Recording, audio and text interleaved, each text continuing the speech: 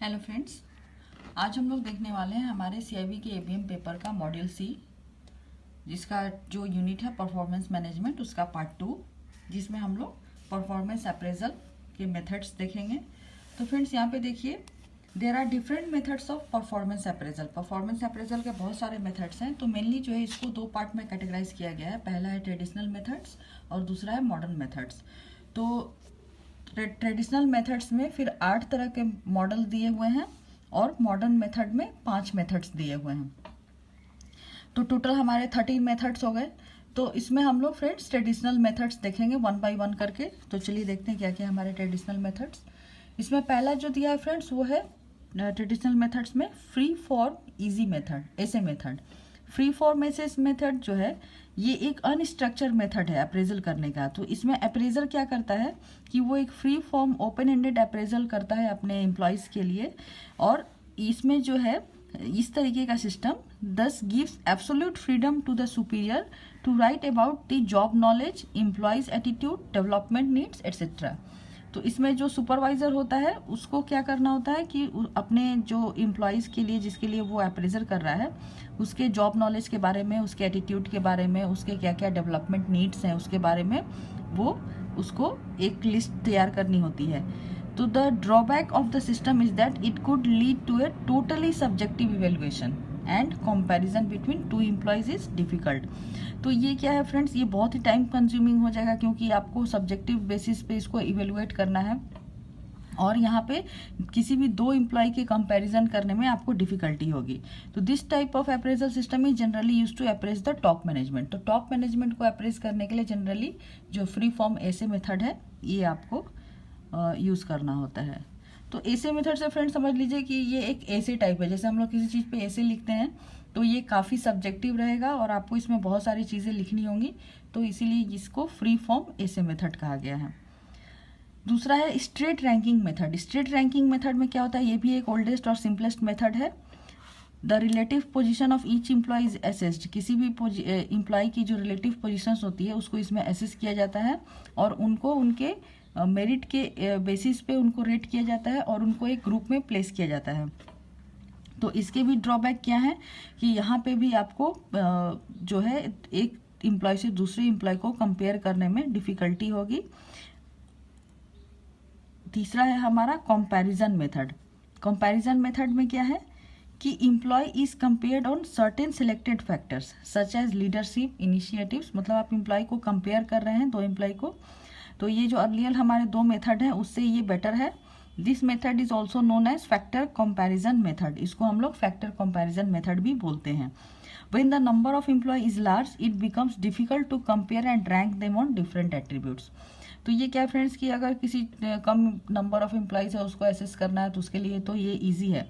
लेकिन अगर ज़्यादा एम्प्लॉयज़ को अगर कंपेयर करना हो तो और उनको रैंक करना हो डिफरेंट एट्रीब्यूट्स के ऊपर, तो ये काफ़ी लेंदी प्रोसेस हो जाएगा और ये डिफ़िकल्ट हो जाएगा कंपेयर करने के लिए। फिर नेक्स्ट है ग्रेडिंग मेथड। ग्रेडिंग मेथड में क्या है कि this is a simple method where certain features are considered for grading such as analytical ability, job knowledge etcetera.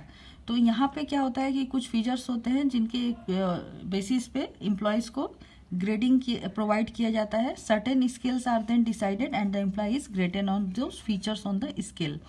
तो ये जो पहले फील्ड लिया गया कि एनालिटिकल एबिलिटी, जॉब नॉलेज किसी भी एम्प्लॉय का कैसा है, तो उसके बेसिस पे फिर उनको स्किल्स प्रोवाइड किया जाता है।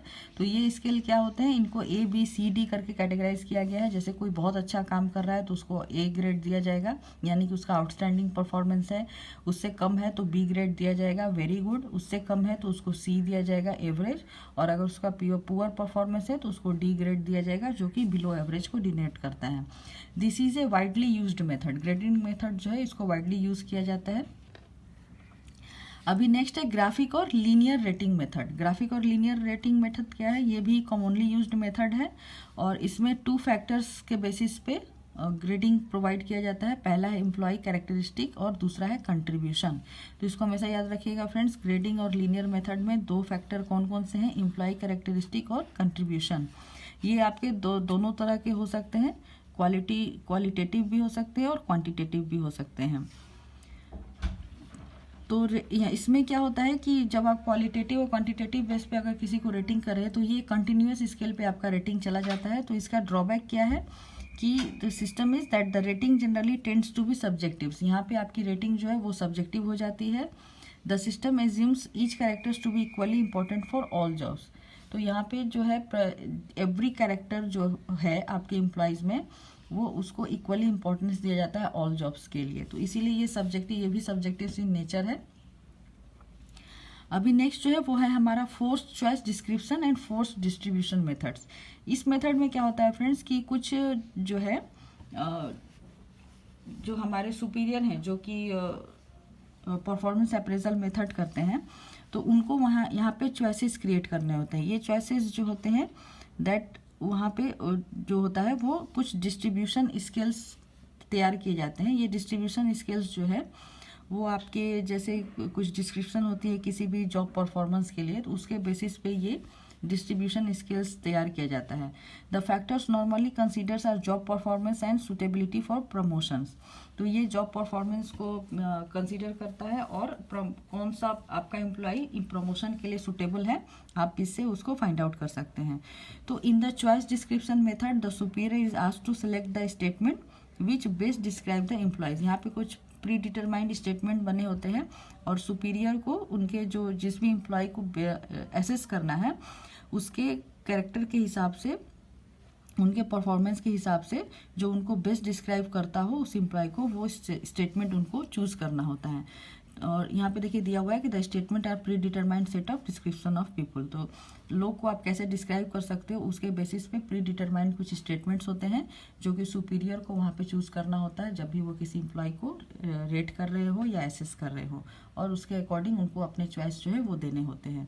तो इसीलिए इसको forced choice description and forced distribution methods भी बोला जाता है। नेक्स्ट है group appraisal method. Group appraisal method क्या है? Employees are rated by group of appraisers consisting of a immediate supervisor and 3 or 4 others who have some knowledge of the performance of the employees। यहाँ पे क्या है कि एक appraisal जो है वो आपको अप्रेज नहीं करेगा। यहाँ पे ग्रुप ऑफ अप्रेजर्स रहेंगे जिसमें कि आपकी इमीडिएट सुपरवाइजर होंगे या 3 और 4 अदर लोग होंगे जिनको कि जो एम्प्लॉय जो परफॉर्म कर रहा है उसके परफॉर्मेंस की उनको नॉलेज हो। It is thorough method with least bias as it involves multiple raters. ये थॉरो मेथड है और यहाँ पे बायसनेस जो है वो काफ़ी कम होगी क्योंकि यहाँ पे मल्टीपल रेटर्स जो है आपको रेटिंग प्रोवाइड करेंगे।